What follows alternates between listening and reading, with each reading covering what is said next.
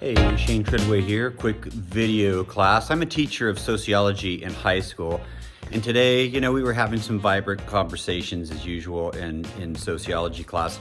And we realized that one of the things that sort of maybe triggered us a little bit when we heard a student talk about something that we didn't agree with was the way that we all use sort of assertions and assumptions. And so we kind of paused the class today and we said, hey, let's kind of go through this. Let's take a look at these words, assertion and assumption, and see what we can dig out of it. The kids did great, man. They nailed the definitions, and we had some really good discussions. Some of the highlights are this. First of all, we saw that assertion is a statement that someone is sure about. It's a statement that someone is sure about. So when someone makes an assertion, they write it down, it comes out of their mouth, and they're sure about it, all right? They assert it. And there's definitely, an element of kind of a forcefulness there. An opinion would be kind of softer. Someone might have an opinion about something or say, hey, my opinion is this. They're still believing it. An assertion is like, no, this is the way it is. And we all sort of agreed that when people make assertions that don't agree with us or somehow conflict with one of our identities, like could be our national identity or kind of who we are as a person, it kind of riles us up, puts us on the defensive and ready to sort of attack back. Another one was assumptions, and we were thinking, okay, yeah, like what's the difference between the assertion and the assumption? And we looked at, so the assumption here, that's a belief that something is true before proof or validity is established. So one of the biggest differences is the assumption is on the belief level. So it's inside of our heads. It could be conscious, it could be unconscious. It's just something that we are sure about. We think it's true, we believe it's true, but the validity or the proof is not established. So it stays in that assumption spot. So assertion, we're making the statement out loud, we're bold and brave about it. The assumption, we believe it in our mind, and whether or not we assert it, that's another story. So then we kind of checked it out. We thought one of the things about both assertions and assumptions is they are not necessarily true. They do not equal true. All right, and that's something we need to kind of keep our eyes out when these things happen to us or we make them ourselves. They don't necessarily equal true. All right, so what we came to the conclusion that assertions and assumptions, right? They may or may not be grounded in verifiable evidence.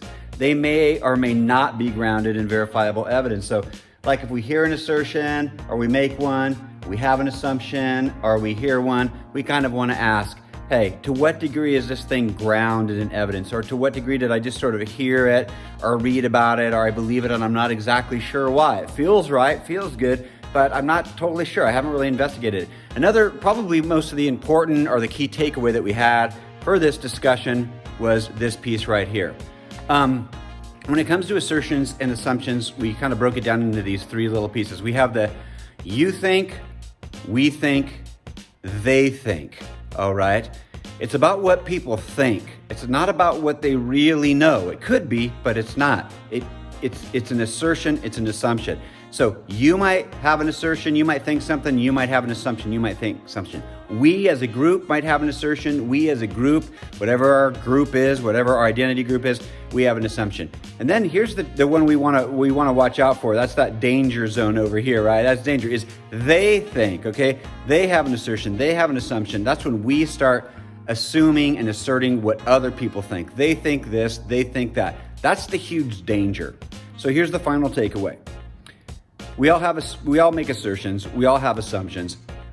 Let's check out to the degree to where we just sort of learned it. We heard about it. It may feel really right, but just kind of pause and say, all right, let's check it out. Let's have some discussion. All right. On the you level, you think something. Definitely there's more, we should all question our assertions and our assumptions. No doubt about it. But we certainly have every right to have those things. All right. The challenge is how we kind of throw those on other people. When we get into the we think area, we need to watch out because I've been a teacher long enough where I'll have a student or a group of students say, Mr. Treadway, we all think that we shouldn't talk about this, or we all think that this or that is wrong. And then I'll have them write an essay or their thoughts, and I realize actually maybe the majority of you do or don't, but definitely the individual or the group that's saying that is making an assumption that the whole class believes something.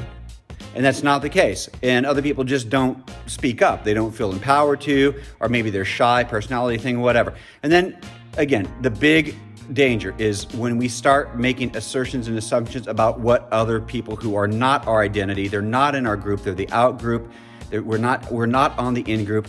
We shouldn't even make them. We really shouldn't have any assertions or assumptions, about what other people think. We should just start exploring and learning and listening to those things. And then, and if we do have assumptions, that they're grounded again in the voice of the other group, or maybe we are part of a group so deeply that we start identifying with them, and maybe we can speak on the we in I section. So anyway, that's it, guys. 5 minutes, 36 seconds long. We're over and out.